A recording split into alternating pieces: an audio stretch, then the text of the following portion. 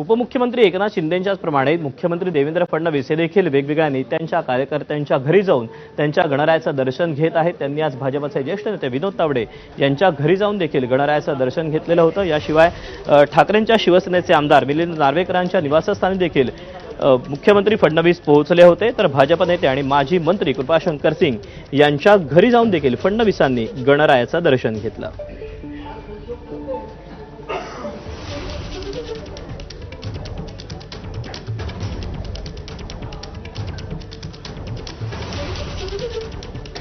तेव्हा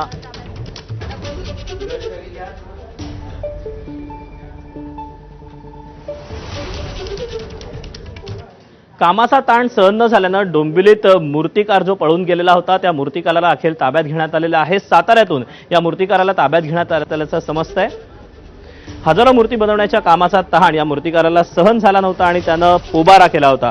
याच्याच आता मुसके आवळण्यात आलेले आहेत। पोलिसांनी प्रफुल्ल तांबडेची चौकशी करून त्याला नोटीस दिली, त्यानंतर त्याला सोडून देखील देण्यात आलं। या प्रकरणी पोलिसांनी आता चार्जशीट दाखल करणार असल्याची माहिती मिळते आहे।